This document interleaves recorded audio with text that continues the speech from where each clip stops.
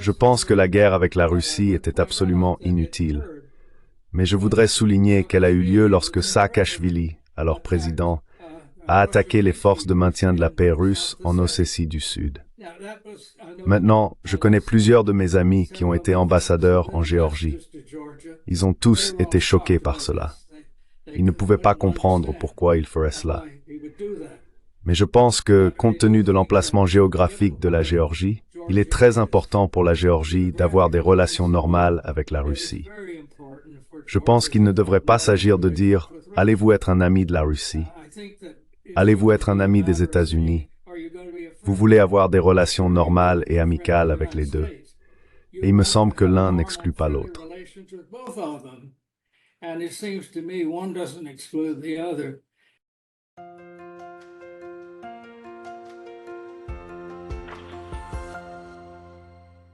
Hello everybody. This is Pascal from Neutrality Studies. Bonjour à tous, c'est Pascal de Neutrality Studies, rejoint aujourd'hui par mon co-animateur sur tout ce qui concerne la Géorgie, Lasha Kasradze. Ce soir, nous avons l'immense honneur de parler à nouveau avec l'ambassadeur Jack Matlock.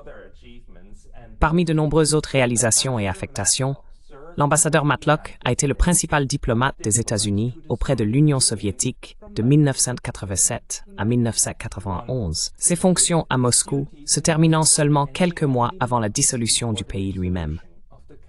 Il a notamment travaillé avec le président Reagan et Bush Snow pour mettre fin à la guerre froide, ce qui, soit dit en passant, souligne-t-il, s'est produit grâce à un accord mutuel et une bonne diplomatie, et non à cause de l'effondrement de l'Union soviétique. Ambassadeur Matlock, bienvenue à nouveau. Ambassador Matlock, welcome back. Ravi d'être avec vous. Ambassador Matlock, we want to discuss... Ambassadeur Matlock, nous souhaitons discuter aujourd'hui un peu de la situation en Géorgie et de vos perceptions sur l'évolution du pays. Puisque vous étiez ambassadeur en Union soviétique et que la Géorgie faisait partie de l'Union soviétique, je suppose que vous avez vu et observé beaucoup de mouvements politiques là-bas.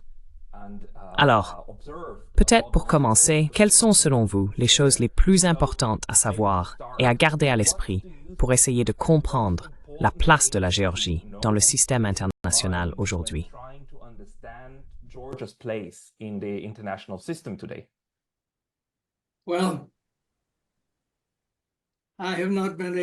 Eh bien, je n'ai pas pu suivre de près les événements internes en Géorgie ces dernières années. Mais comme vous l'avez mentionné, je m'intéresse à la Géorgie depuis longtemps. Quand j'étais ambassadeur, et même avant cela, lorsque je donnais des discours en Géorgie, j'ai fait l'effort d'apprendre suffisamment la langue géorgienne pour les lire en géorgien. Donc, je ressens une affinité particulière pour ce pays. Maintenant, en regardant leur histoire et leur place dans le monde, je dirais tout d'abord qu'ils sont géographiquement situés dans le Caucase du Sud. Cela signifie qu'au nord, vous avez la Russie, au sud, la Turquie, et bien sûr, dans le Transcaucasie, vous avez deux autres pays, l'Arménie et l'Azerbaïdjan.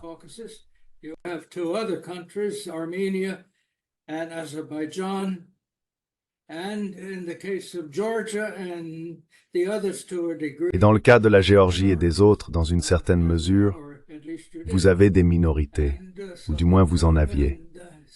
Certains des problèmes que la Géorgie a rencontrés sont vraiment liés à la manière dont les Géorgiens ont commencé à traiter ces minorités alors qu'ils gagnaient leur indépendance.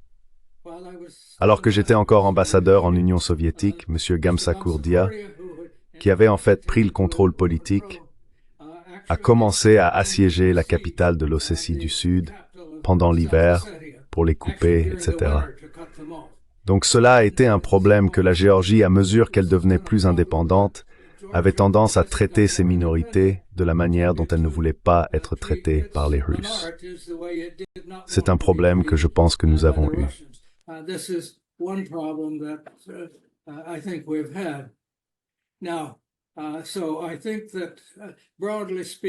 Maintenant, je pense que de manière générale, il me semble que la Géorgie a évidemment fait beaucoup de progrès en convertissant l'économie d'une économie de commandement à, pourrait-on dire, une économie beaucoup plus démocratique et capitaliste. Et c'est un grand accomplissement. Je pense qu'en cours de route, la Géorgie, comme la plupart des anciennes républiques soviétiques, a vraiment lutté contre la corruption et d'autres problèmes. Je pense que l'un des problèmes que nous avons eus est que de nombreux Géorgiens, insatisfaits, comme ils auraient dû l'être, de beaucoup de gouvernance, avaient tendance à penser que s'ils pouvaient seulement être dans l'OTAN, ils récupéreraient l'Ossétie du Sud et l'Abkhazie, et que s'ils étaient dans l'Ulek Wave, ils commenceraient soudainement à vivre comme les gens en Europe occidentale. En fait, je pense que tout d'abord, l'effort ou le désir de devenir un associé de l'Union européenne était tout à fait raisonnable à ce moment-là.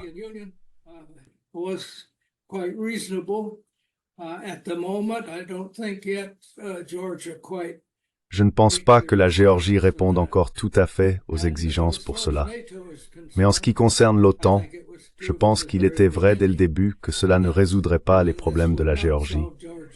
En fait, cela les aggraverait parce que la Russie, comme nous l'apprenons maintenant de la guerre en Ukraine, ne tolérerait pas, et je dirais ne devrait pas tolérer, une alliance hostile avec des bases à ses frontières.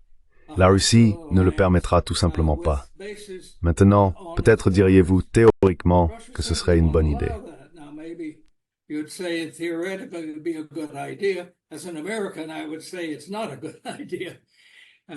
En tant qu'Américain, je dirais que ce n'est pas une bonne idée. Et donc il me semble qu'il faut comprendre que bon nombre des problèmes auxquels la Géorgie est confrontée sont en partie internes. Deuxièmement, je pense que la guerre avec la Russie était absolument inutile. Je soulignerai qu'elle s'est produite lorsque Saakachvili, alors président, a attaqué les forces de maintien de la paix russes en Ossétie du Sud. Plusieurs de mes amis qui ont été ambassadeurs en Géorgie ont tous été choqués par cela. Ils ne pouvaient pas comprendre pourquoi il ferait cela. Bien sûr, l'offensive russe a été très dommageable pour la Géorgie, et la Russie occupe encore plus de territoire qu'elle ne l'aurait fait si cela n'était pas arrivé. Mais je pense qu'étant donné la position géographique de la Géorgie, il est très important pour elle d'avoir des relations normales avec la Russie.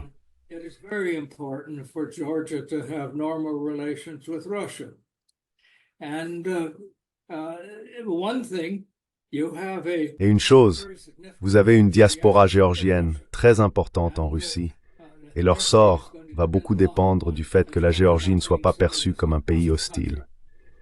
Et bien sûr, il y a le fait que le Transcaucasie, dans son ensemble, est également un peu à côté de la Turquie. Et s'il commence à s'impliquer dans une sorte de division civilisationnelle, avec la Russie d'un côté et d'autres de l'autre, je pense que c'est très dangereux, non seulement pour la Géorgie, mais pour beaucoup d'autres choses. Donc je pense que cela ne devrait pas être une question de dire « Allez-vous être un ami de la Russie ?» ou « Allez-vous être un ami des États-Unis ?»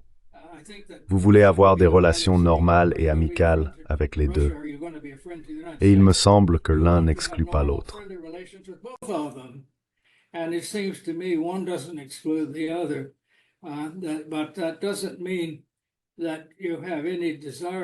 Mais cela ne signifie pas que vous ayez le désir de devenir un allié militaire d'un côté ou de l'autre.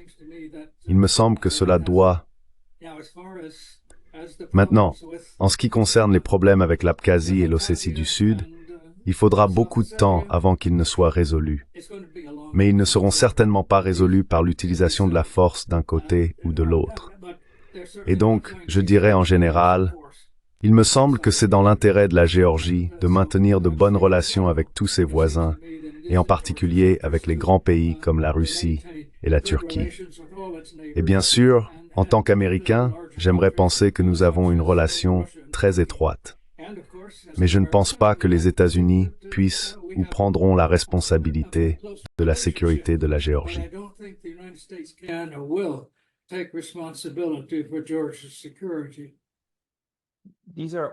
Ce sont tous des points très importants que l'achat, lors de discussions précédentes, vous avez également soulignés. Voulez-vous réagir brièvement à ce que vous avez entendu de l'ambassadeur Matlock?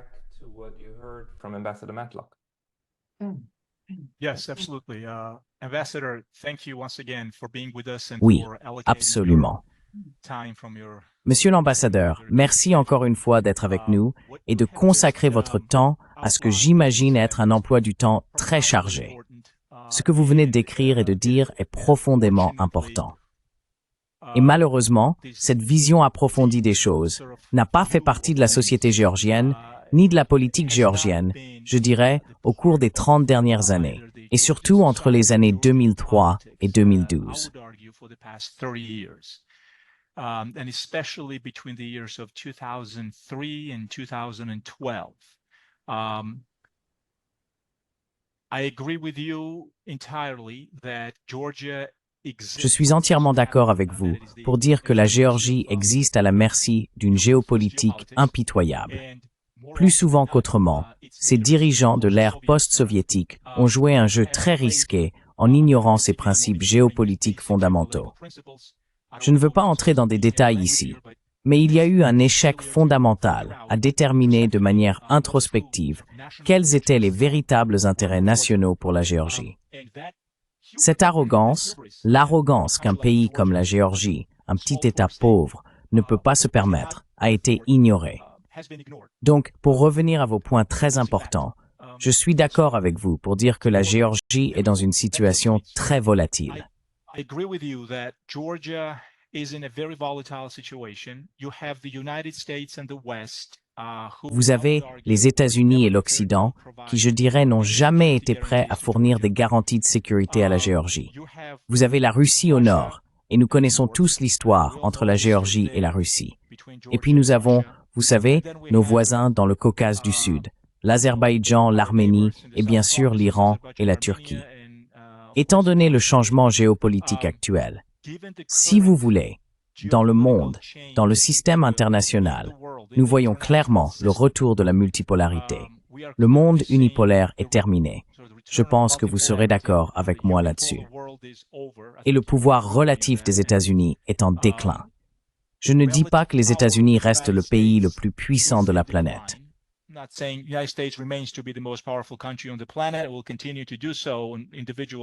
Cela continuera à se faire au niveau individuel. Mais de manière générale, en termes relatifs, je pense que l'influence unipolaire, en quelque sorte atlantiste, est en train de diminuer. Nous avons la Chine, nous avons la Russie, et ensuite nous avons les petits États, dans ce cas la Géorgie. Que pensez-vous qu'un petit pays comme la Géorgie devrait faire? Je suis complètement d'accord avec vous. Je réponds en quelque sorte à votre question ici, mais je veux dire, ma question pour vous, et je suis d'accord avec vous que la Géorgie doit trouver une politique étrangère pragmatique et un terrain d'entente avec Moscou, aussi ironique et irritant que cela puisse paraître pour certaines forces peut-être radicales.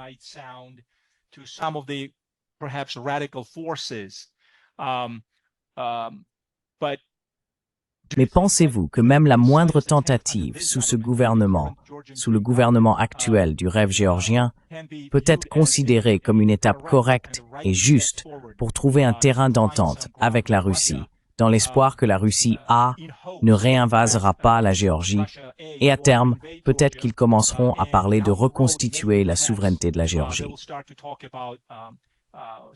Étant donné le fait, comme je l'ai mentionné plus tôt, que ni les États-Unis ni l'Europe ne sont prêts à garantir la sécurité de la Géorgie. Et en tenant compte de cela, pensez-vous que cette sorte d'assaut venant de Washington contre la Géorgie maintenant, avec des accusations qu'elle se tourne contre l'Occident et se rapproche de la Russie, est une politique intelligente?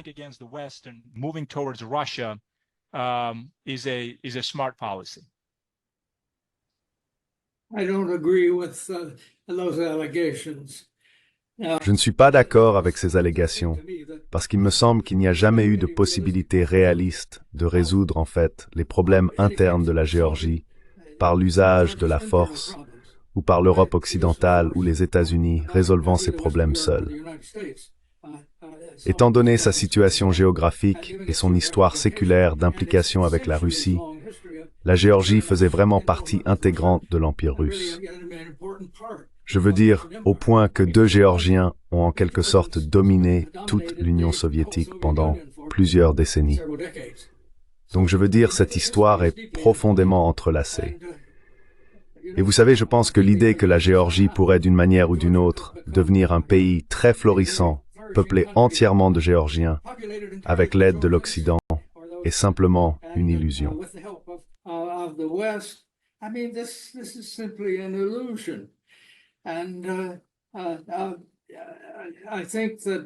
Et je pense que, oui, il est extrêmement important que la Géorgie soit un pays démocratique et puisse prendre ses propres décisions.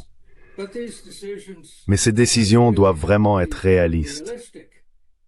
Je veux dire, nos voisins comme le Mexique et le Canada n'oseraient pas penser à rejoindre une alliance dont les États-Unis ne feraient pas partie. Je veux dire, il y a certaines choses que l'on ne fait tout simplement pas. Et donc je pense qu'ils doivent comprendre cela. Je sais qu'il y a des raisons d'être très préoccupés, en particulier pendant la période communiste. Mais cette période communiste était une période dans laquelle les Géorgiens ont joué un rôle très important dans la création. Ils ne doivent pas l'oublier. En fait, ce sont les Géorgiens qui ont dirigé la Russie pendant un certain temps. Et ce n'était pas une période très heureuse pour l'un ou l'autre pays.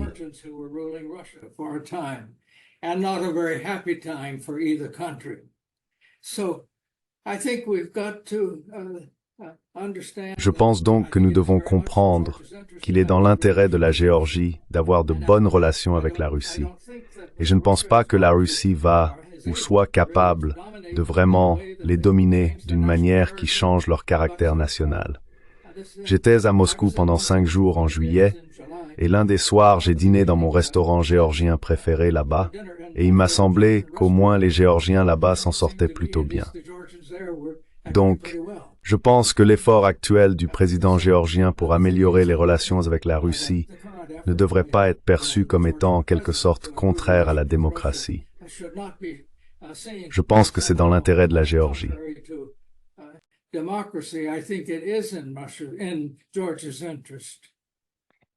My apologies. Lasha, there's a Mes excuses. hurricane currently in Florida. Dernière tentative. Il y a actuellement un ouragan en Floride. Et je suppose que vous m'avez déjà averti qu'il pourrait y avoir une panne de courant. Mais à part cela, ambassadeur Matlock, vous étiez ambassadeur en URSS, à une époque où il y avait un véritable effort de réconciliation. Je pense que le rôle du président Reagan est peut-être sous-estimé à cet égard. Et récemment, cependant, la rhétorique qui vient du département d'État et la rhétorique que nous entendons également dans les grands médias aux États-Unis concernant la Géorgie, pour moi, cela semble comme si la représentation était que la Géorgie doit choisir entre un Ouest démocratique et un avenir dans l'Ouest démocratique, y compris l'Union européenne et l'OTAN, et un avenir autocratique sous influence russe. Et c'est ainsi que je perçois ce que j'entends. Comment voyez-vous les objectifs stratégiques actuels du gouvernement américain et comment interprétez-vous ce que vous entendez dans les nouvelles concernant la Géorgie? And how do you interpret what you're hearing in the news about Georgia? Well, first of all, I think that it is. Eh bien, tout d'abord, je pense qu'il est regrettable que nous ayons commencé à considérer l'autocratie comme si elle était, d'une certaine manière, comparable au communisme. L'autocratie, on ne peut pas dire que c'est une question de degré. Et chaque pays, maintenant, vous en avez certains comme l'Arabie Saoudite qui sont, pourrait-on dire, des autocrates de jure. Le roi a théoriquement un pouvoir absolu, tout comme on pourrait le dire dans la France pré-révolutionnaire et l'autre.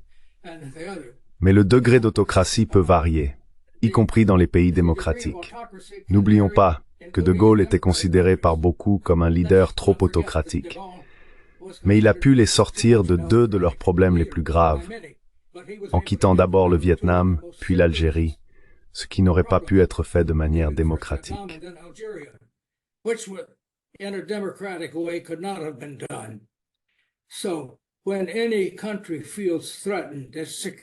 Donc lorsque n'importe quel pays se sent menacé dans sa sécurité, il va insister pour avoir un leader fort qui peut le défendre. Et je pense que nous devons comprendre cela. C'est pas la même chose qu'un leader communiste, car le communisme était basé sur la lutte des classes. La thèse selon laquelle il y aurait une révolution prolétarienne contre le capitalisme dans le monde entier qui renverserait tous les gouvernements capitalistes, éliminerait la bourgeoisie et créerait une société communiste. Cela était menaçant pour l'Occident et menaçant pour la démocratie.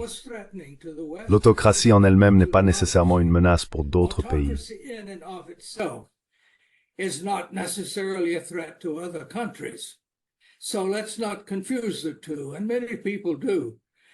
Alors ne confondons pas les deux, et beaucoup de gens le font, comme si c'était la même chose.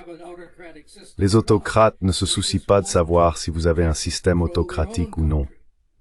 Ils veulent juste protéger ou contrôler leur propre pays.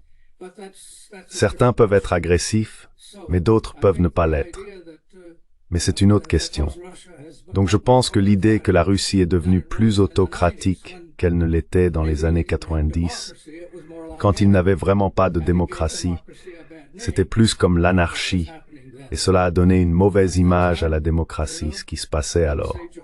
À cette époque, vous savez, je dirais que la Géorgie luttait et entrait en conflit violent avec l'Abkhazie et l'Ossétie du Sud. C'était des temps difficiles, mais le fait est que ce n'est pas l'autocratie en soi.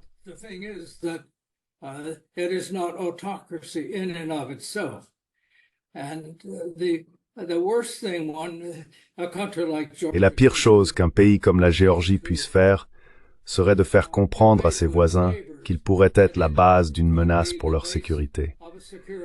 Entrer dans l'OTAN ferait certainement cela. Pas qu'ils vont entrer dans l'OTAN, ils ne le feront jamais. Même si je sais qu'en 2008, il y a eu un vote qui ouvrirait éventuellement la porte à la Géorgie et à l'Ukraine, je pense que c'était une énorme erreur. Et nous voyons certains des résultats de cela dans la guerre en Ukraine aujourd'hui. Donc, comme je le dis, je ne suis pas allé en Géorgie depuis plusieurs années et je ne connais pas le président actuel. Je ne fais que lire à ce sujet, mais s'il essaie d'établir, je dirais, des relations plus raisonnables et normales avec la Russie, je pense que c'est dans l'intérêt de la Géorgie.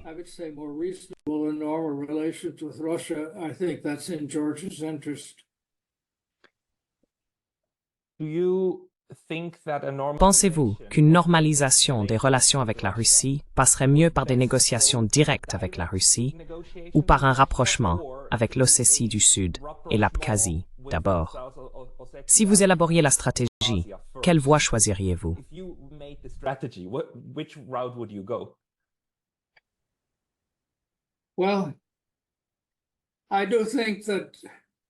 Eh bien, je pense que s'ils peuvent améliorer leurs relations avec la Russie, ils pourraient obtenir une écoute plus sympathique pour améliorer les relations avec l'Ossétie du Sud et l'Abkhazie.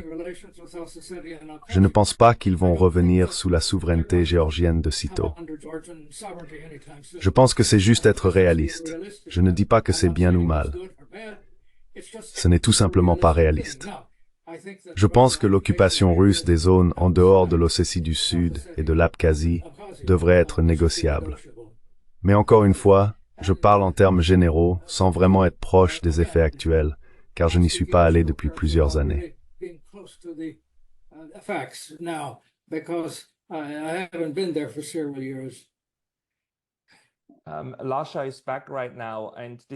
Lasha est de retour en ce moment, et c'est peut-être un bon moment pour lui demander, Lasha, le processus de réconciliation avec l'Abkhazie et l'Ossétie du Sud, comment cela se passe-t-il actuellement? N'y a-t-il pas du tout de discussion entre les parties? Ou y a-t-il des mouvements diplomatiques tacites entre le gouvernement géorgien et les deux régions séparatistes?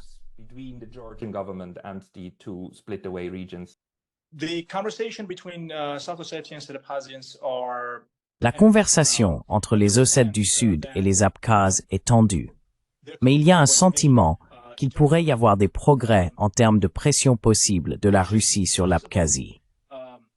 Il y a eu quelques exemples de cela récemment avec la décision de la Russie de réduire le financement, ou sinon de le couper complètement, simplement d'arrêter le financement de l'Abkhazie. Au cours des derniers mois, il y a eu des avertissements contre l'Abkhazie pour qu'elle modère sa rhétorique sur l'indépendance ou l'adhésion à la Russie. Je pense que c'était un non catégorique, en gros venant de Moscou, indiquant que de telles revendications devraient être réciproques.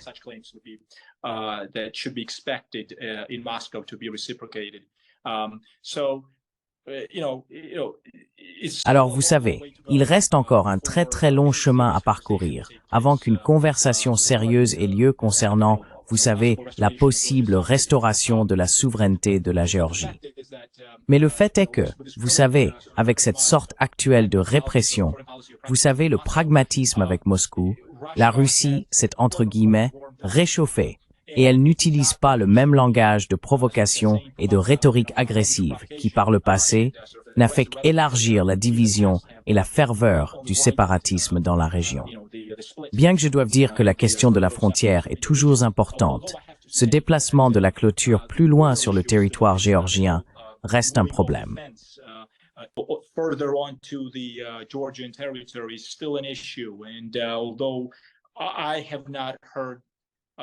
Et bien que je n'ai pas entendu récemment parler d'incidents où les Ossètes du Sud et le personnel militaire russe, occupant, avec leur aide, déplacent la clôture frontalière de plus en plus près du territoire géorgien, ce problème a été sérieux.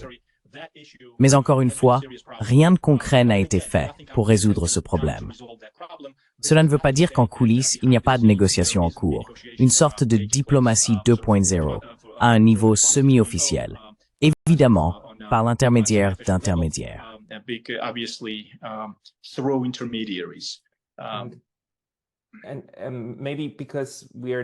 Et peut-être parce que nous approchons de la limite de temps, ambassadeur Matlock, j'aimerais vous poser une dernière question, à savoir, si vous aviez des conseils, si les gens à Tbilissi et à Moscou vous écoutaient, quels seraient vos conseils sur la manière de restructurer ou d'atteindre une meilleure compréhension? Et peut-être aussi pour les gens à Ankara, pour toute la région, comment parvenir à un moment de stabilité dans le Caucase du Sud?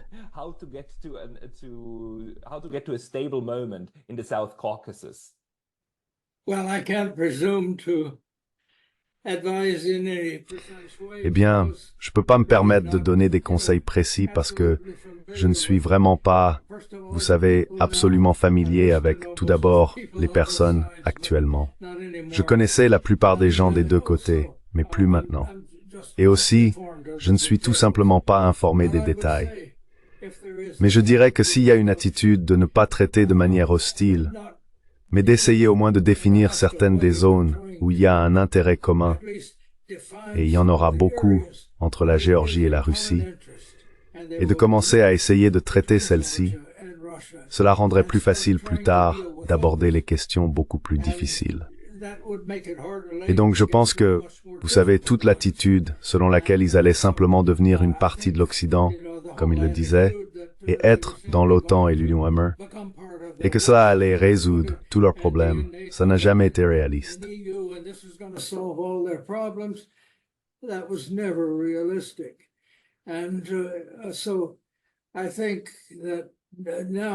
Et donc je pense que maintenant les dirigeants doivent réfléchir à l'endroit où leurs intérêts coïncident avec ceux de la Russie, et beaucoup d'intérêts le font, puis commencer à améliorer la relation.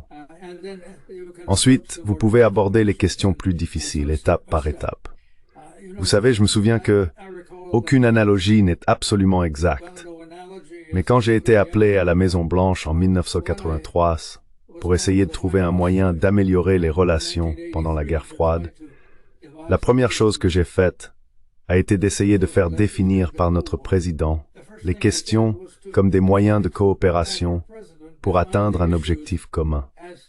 Nous avons commencé de cette manière et sommes passés de choses moins importantes à des choses de plus en plus importantes, parce que nous avons appris que fondamentalement, nos véritables intérêts n'étaient pas en conflit.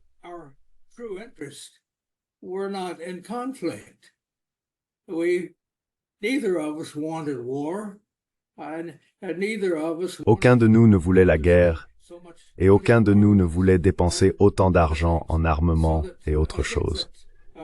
Donc je pense que si l'on commence à réfléchir à d'accord où nos intérêts coïncident et où la coopération peut nous aider tous les deux, commencer à les définir et en parler.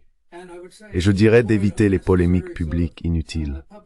Je sais que c'est très difficile, La Géorgie a été envahie et une partie de son territoire a été occupée. Je suppose qu'aux yeux de la Géorgie, les Russes ont en effet créé la situation en Ossétie du Sud et en Abkhazie. Mais vous savez, je pense qu'il faut commencer à penser à des choses plus grandes. One has to start think about bigger things, and one of them is that, as I said, Et l'un d'eux est que, comme je l'ai dit, étant donné leur position, ils sont bien mieux avec une relation cordiale avec la Russie, ce qui ne nécessite pas nécessairement qu'ils soient un allié militaire. Cela ne nécessite même pas qu'ils fassent partie de la zone économique. Mais cela devrait être envisagé, car je pense que naturellement, plus le groupe auquel vous pouvez appartenir est grand en ce qui concerne les économies, mieux c'est. Et je pense que je dirais qu'on devrait envisager ce genre de choses. Maintenant, ce qui sont, je ne suis pas suffisamment informé pour donner des conseils à ce sujet.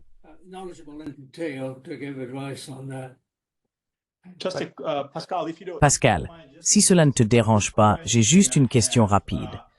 Penses-tu que les États-Unis peuvent jouer un rôle constructif dans cela?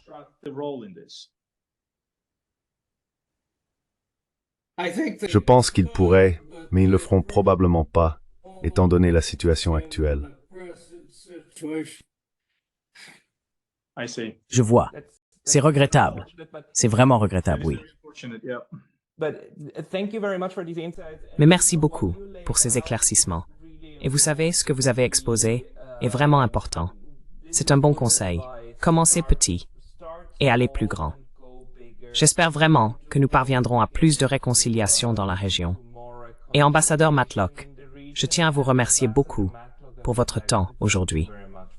Ambassadeur, merci beaucoup. Ambassador, thank you very much. Thank you. Merci heureux de vous parler et souhaite le maître mort pour la Géorgie. I wish the very best for Georgia. I love that. J'aime ce pays. J'apprécie que vous le disiez, monsieur. Merci beaucoup. Et la Géorgie vous aime en retour. Merci. Thank you.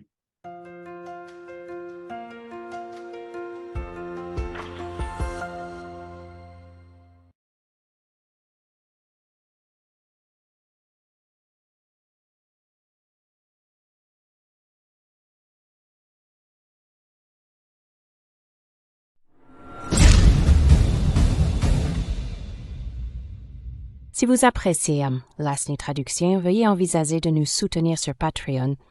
Le lien est dans la description. Merci beaucoup.